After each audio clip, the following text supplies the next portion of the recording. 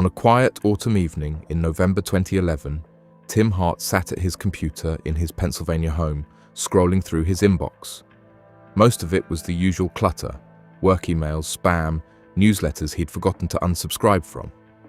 Then he saw it. A message from an email address he recognized immediately. The sender was Jack Froese, his childhood friend. The subject line read, "I'm watching." Tim's hand froze on the mouse. Jack Froese had been dead for 5 months. Tim opened the email with trembling fingers. The message was brief, written in Jack's casual, joking style. "Did you hear me? I'm at your house. Clean your fucking attic." Tim felt the blood drain from his face. Months earlier, before Jack's death, the two friends had moved boxes into Tim's attic. Jack had joked about how cluttered and messy it was, teasing Tim about needing to organize it. No one else had been present for that conversation. No one else knew about that specific joke. Yet here was an email, sent 5 months after Jack's funeral, referencing a private moment between two friends. Welcome to Vanishing Threads. Today we're exploring the Jack Froese case, a modern mystery that sits at the intersection of technology, grief, and the unexplained. In June 2011, 32-year-old Jack Froese died suddenly and unexpectedly. Months later, his friends and family began receiving emails from his account, messages containing personal information that only Jack could have known. The emails referenced events that occurred after his death, included private jokes, and seemed to demonstrate knowledge of ongoing situations in the recipients' lives. Despite investigations, despite attempts to trace the messages, despite years of speculation, no one has definitively explained how those emails were sent or who sent them. Was it an elaborate prank, a hacked account, delayed messages Jack had scheduled before his death, or something far stranger? Jack Froese was born and raised in Pennsylvania. By all accounts, he was a warm, funny, sociable person who loved technology and had a mischievous sense of humor. He was known as a sociable, tech-comfortable person with a mischievous sense of humor. Jack was close to his family, particularly his cousin Jimmy McGraw, and maintained strong friendships from childhood. He was active on social media, comfortable with technology, and the sort of person who might appreciate a well-executed practical joke. On the 5th of June 2011, Jack Froese died suddenly at the age of 32. He died suddenly at the age of 32, reportedly of natural causes, though the exact details were not widely publicized. His death was unexpected and devastating to his family and friends. There had been no indication that Jack was ill. He had not been suffering from any known conditions. One day he was alive and well, the next he was gone. Jack's funeral was held in Pennsylvania. In the weeks that followed, his loved ones began adjusting to life without him. His social media accounts remained active, frozen in time. His email account, like those of many deceased people in the digital age, remained accessible but unused, or so everyone thought. In November 2011, 5 months after Jack's death, Tim Hart received the email that would launch one of the internet's most discussed mysteries. Tim wasn't the only one to receive a posthumous email from Jack Froese. Jack's cousin, Jimmy McGraw, also received a message. The email Jimmy received was even more disturbing than Tim's because it referenced an event that had occurred after Jack's death. The message reportedly contained a personal reference that Jimmy felt Jack could not have known after his death. How could Jack have known about this event if he had died before it occurred? The emails were written in Jack's distinctive style. Recipients recognized his voice, his humor, his way of phrasing things. They contained personal details and inside jokes that only Jack would know. When recipients compared notes, they realized the emails came from Jack's actual account, not a spoofed address. There were no obvious signs of forgery in the email headers.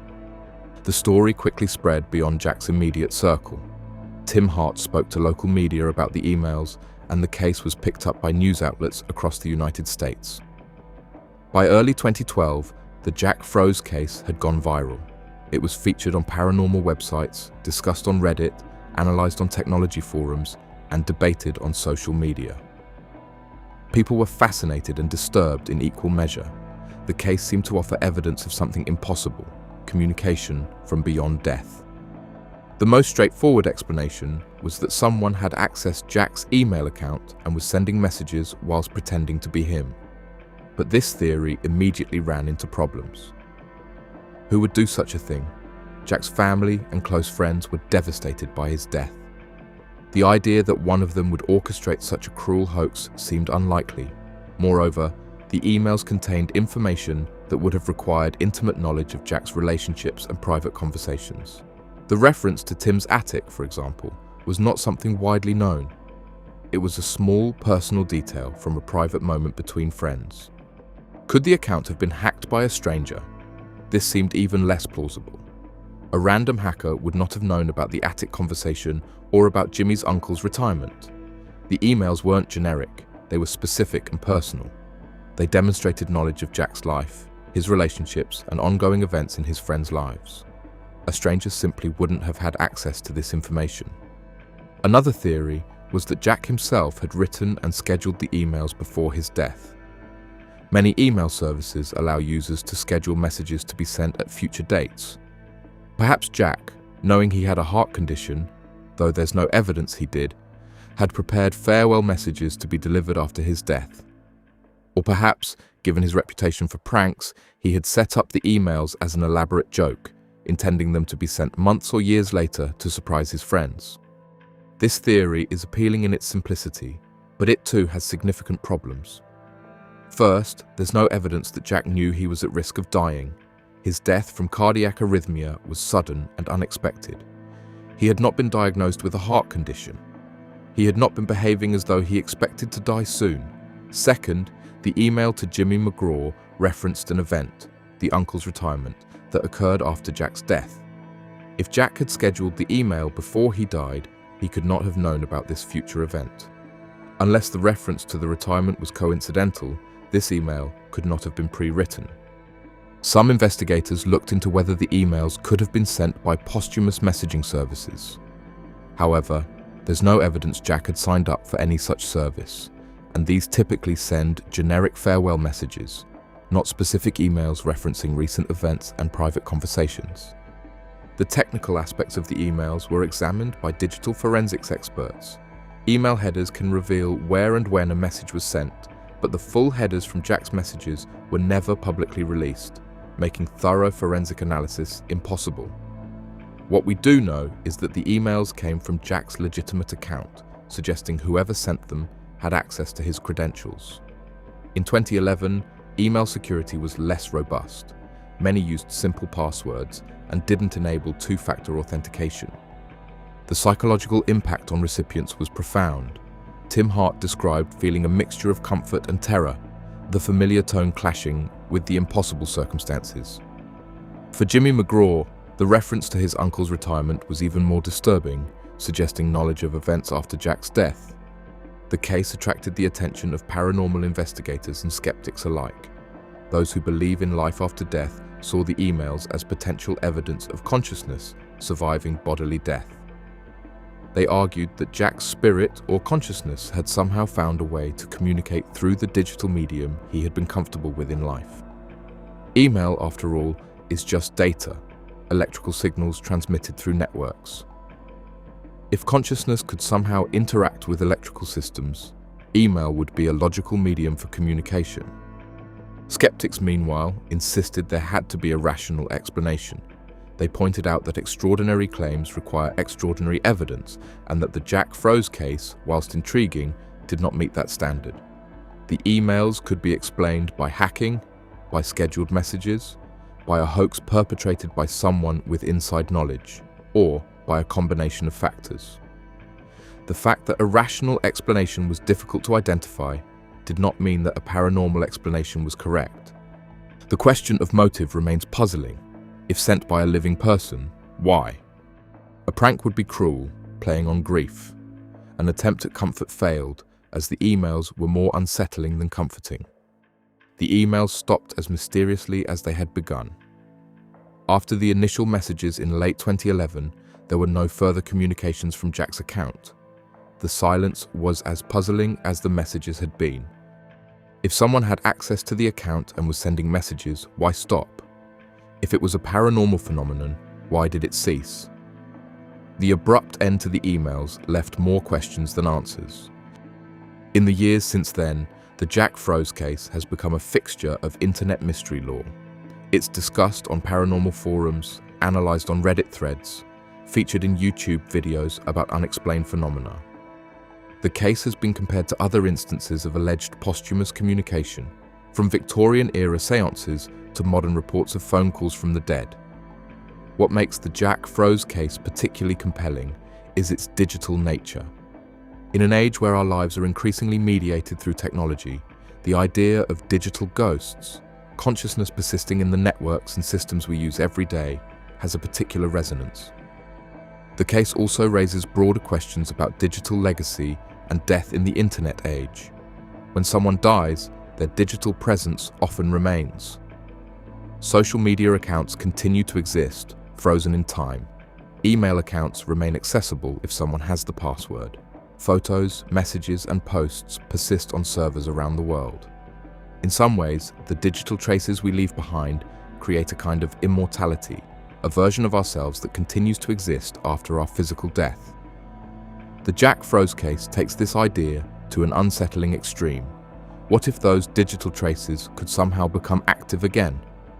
From a technical standpoint, the most likely scenario is that someone who knew Jack well had access to his password and intimate knowledge of his relationships. They would have needed to know about Jimmy's uncle's retirement, suggesting someone in regular contact with the family. Another possibility is a compromised account, though this struggles to explain specific details like the attic conversation. The scheduled email theory remains possible for some messages, but cannot explain references to post-death events unless coincidental. The Jack Froese case remains unsolved. No one has come forward to claim responsibility for the emails. No technical analysis has definitively explained how they were sent. The recipients maintain that the messages were genuine communications from Jack's account, containing information that only Jack could have known. Skeptics maintain that there must be a rational explanation, even if we haven't identified it yet. Believers in the paranormal see the case as evidence that consciousness can survive death and find ways to communicate with the living.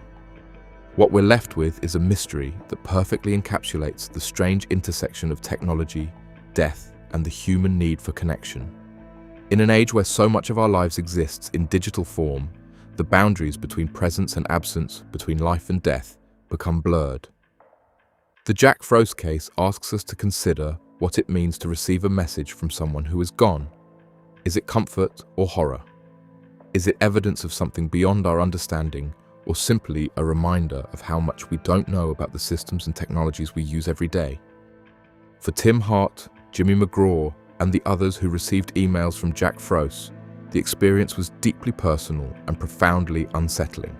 They lost a friend, mourned his death, and then received messages that seemed to come from beyond the grave. Whether those messages were sent by Jack's spirit, by a person with access to his account, or by some automated system we don't fully understand, the emotional impact was real. The emails forced them to confront questions about death, consciousness, and the possibility of communication across the boundary that separates the living from the dead. The case serves as a reminder of the digital traces we all leave behind. Our emails, posts, and messages create digital versions of ourselves that persist after death. As technology evolves, AI systems can now generate text in the style of deceased individuals, and services promise to maintain digital presences after death. The line between the living and the dead in digital space is becoming increasingly blurred. The Jack Froese case remains one of the internet's most compelling mysteries. It's a story about grief, about technology, about the human desire to believe that death is not the end. Whether the emails were sent by a hacker, a prankster, a grieving friend, or something we cannot explain, they touched on something fundamental: our need to stay connected to those we've lost, and our fear of the silence that follows death. Thank you for tuning in, and as always, stay curious, stay safe.